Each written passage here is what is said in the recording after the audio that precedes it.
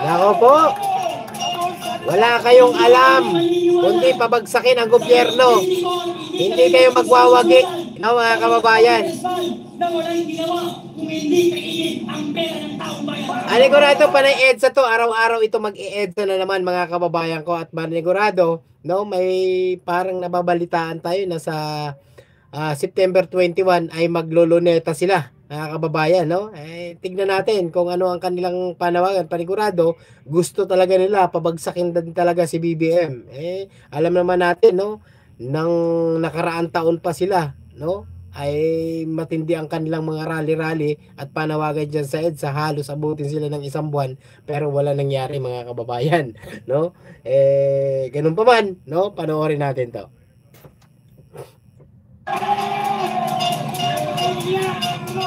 Bongbong Marcos, mahiya ka naman. Oh?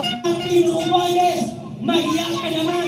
Pati ikaw, Sandigo, mahiya kayo. Pati sa mga anak ng kontraktor at politikong kumakain sa pera ng taong bayan.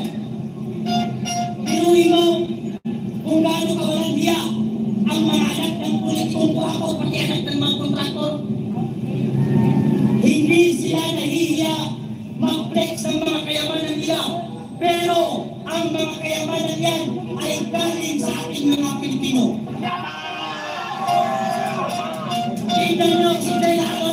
Tama nga naman, pero wag mo idamay si BBM, no, mga kababayan. Wala ito eh. Oh? Samantala ang mga Pilipino, may mga barkay na tutulog na walang makain, may mga Pilipino lumulusong sa baha, habang ang mga politiko ay nagpapasalamat.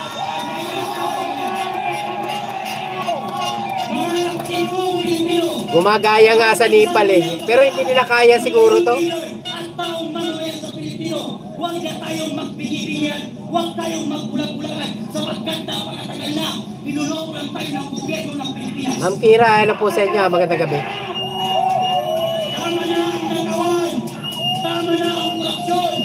Mr. President, hindi na po mapupulot ang Pilipino sapagkat ang mga Pilipino ay hindi po magaya mo. Oo? Talaga ba? Mga kababayan, ano? Yan ang mahirap sa atin, no? Yung problema po na dapat pagtuunan natin, yung kung sino yung na imbestigahan na at nasangkot dyan, yun ang dapat nating usigin, no? Hindi yung pati si BBM dinadamay nyo. Samantala kung wala si BBM, ano na lang ang mangyayari sa bansa natin, no? Panigurado, 'di ba? Dapat sige nga, pangalanan nyo si Pulong kasi si Pulong isa rin sa na ano dito, nababatikos patungkol diyan sa flood control na 'yan, yung kay Pulong, 'di ba? Oh, good evening Papa Bin TV ha, Ma'am Marilyn. Valencia, ayan, good evening sa lahat. Ayan, palike po at pa-share ng live natin. Oh, tingnan niyo po, no? Ba't hindi nila binabanggit, no? Sa Davao, itong flood control diyan na nagbabaha din. Oh, yung mga project diyan na may anomalya din sa flood control. Oh, ito, pakinggan natin ha. Oh. Galit. Oh, galit na galit sila eh. Ang tumbok talaga nila kay BBM. Di ba?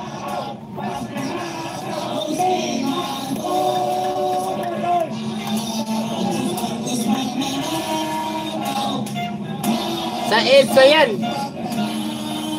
Nako po. Sa EDSA to mga kababayan. Mga Pilipino, kumisin na tayo sa katotohanan. Huwag na tayong magpinibigyan sa matatamis na salita ng politiko at mga congressman na nagpapahirap sa ating Correct. Maganda po, ekonomiya naman talaga. Ma'am Kera, tama po kayo. Dahil sa mga politiko, meron sariling interes. Pag sila ang naupo at nanalo, wala silang inisip kung hindi papain ang revenue nila at nakawin ang pera ng taong bayan. Kaya mga kababayan, hindi tayo susuko hanggang hindi makukulong si Martin Romualdez pati si Sandigo at iba pang mga congressman na santong sa gawang sa gobyerno. Lalong-lalo na si Bongbong Marcos na siya ang ulo ng lahat ng buhaya na ito sa gobyerno. Talaga ba? Mga kababayan, pati daw si BBM. No, gusto lang ninyo pabagsakin ang gobyernong ito, hindi nyo